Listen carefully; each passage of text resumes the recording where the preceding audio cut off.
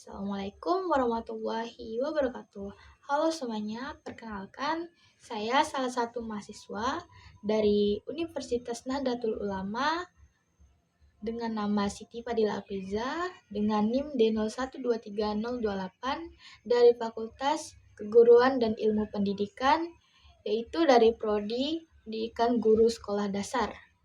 Baik, saya membuat video ini untuk menjelaskan tentang analisis pembelajaran Bahasa Indonesia di SDN 31 Pontianak Negara. Di sini saya mengambil tingkat kelas 3 untuk observasi dan wawancara saya, yaitu tentang pembelajaran Bahasa Indonesia di kelas.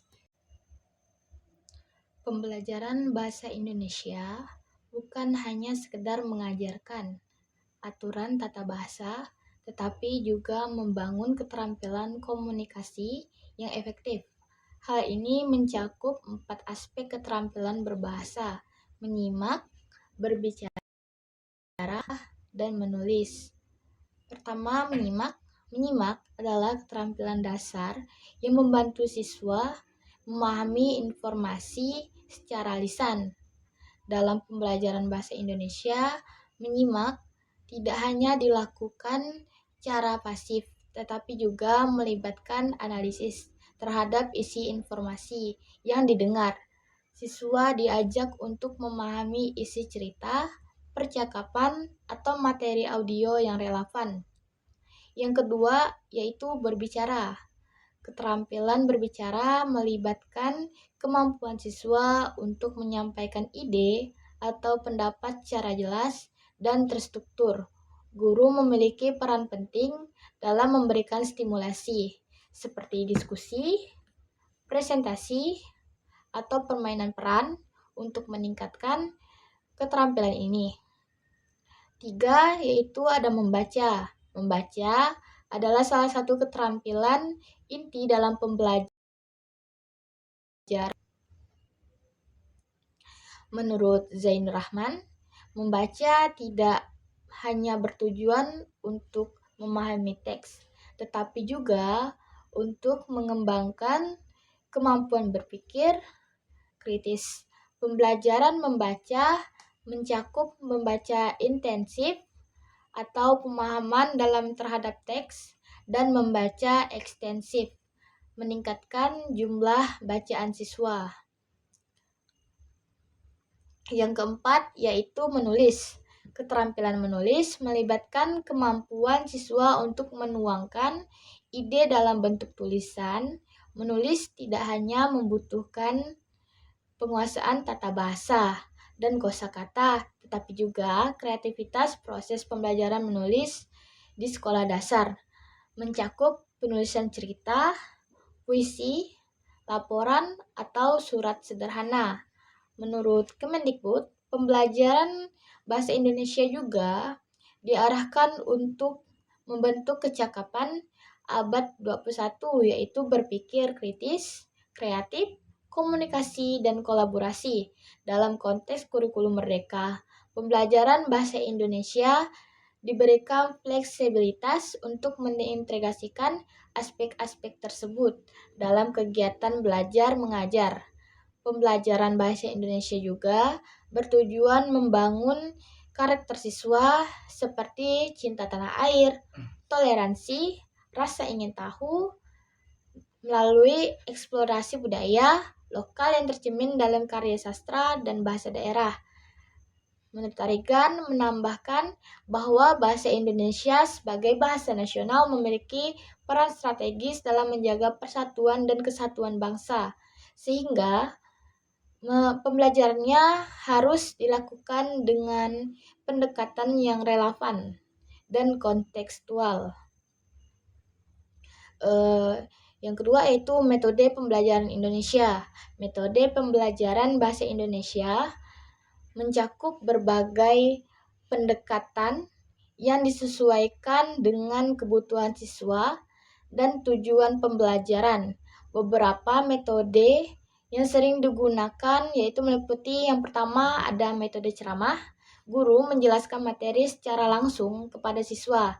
Metode ini efektif untuk menyampaikan informasi dasar, namun sering dianggap kurang melibatkan siswa secara aktif. Yang kedua yaitu metode diskusi. Siswa diajak untuk berdiskusi dalam kelompok kecil untuk meningkatkan kemampuan berpikir kritis dan komunikasi. 3 yaitu ada metode proyek. Siswa diberikan tugas untuk membuat karya yang berkaitan dengan materi pembelajaran, seperti menulis puisi, cerita pendek, atau laporan hasil pengamatan. Metode ini membantu siswa memahami materi secara mendalam melalui praktik langsung.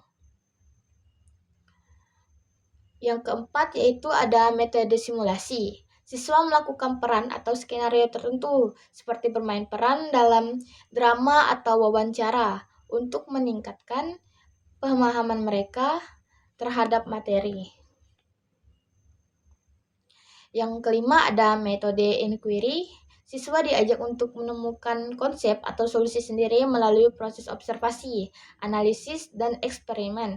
Metode ini meningkatkan keterampilan berpikir kritis dan kemandirian belajar.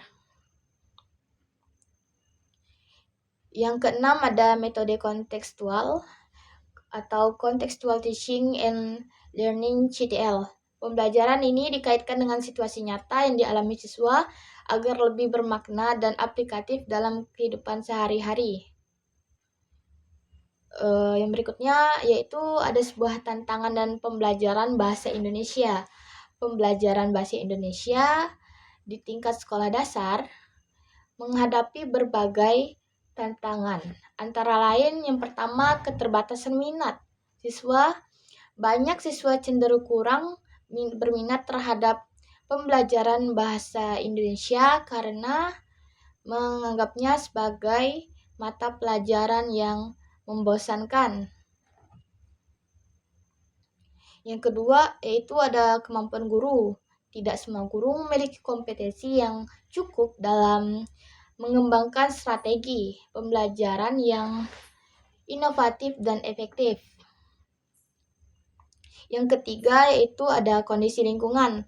Lingkungan yang kurang mendukung seperti kurangnya fasilitas belajar dan kurangnya budaya literasi turut menjadi hambatan dalam proses pembelajaran.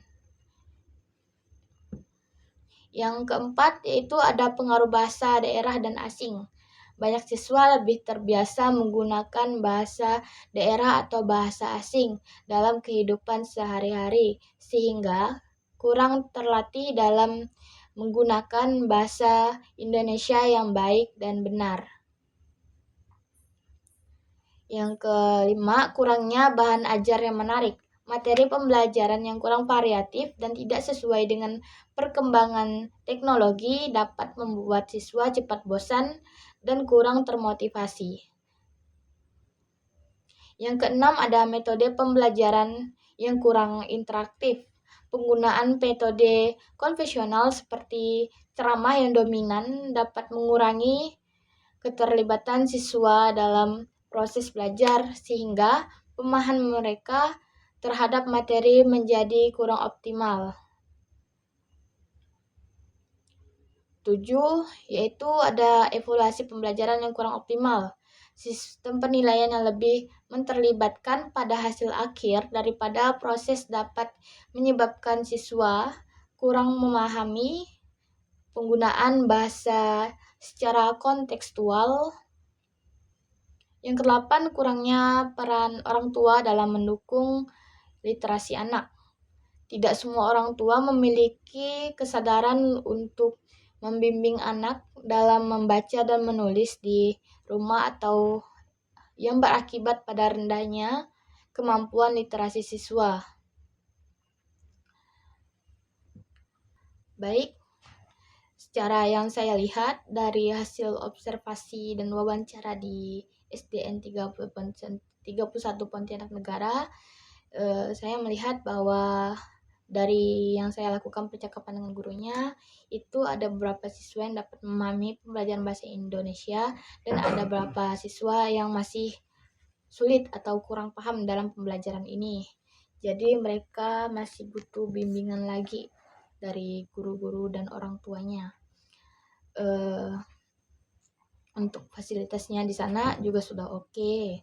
Kayak mereka dikasih cerita sama gurunya sebelum sebelum sebelum mulai pelajaran. Jadi biar mereka tidak bosan, kadang-kadang gurunya juga memberikan permainan agar mereka tidak mengantuk. Mungkin sekian yang dapat saya sampaikan. Kurang dan lebihnya saya mohon maaf. Saya izin pamit mengundurkan diri. Wabillahi taufiq wal hidayah. Wassalamualaikum warahmatullahi wabarakatuh.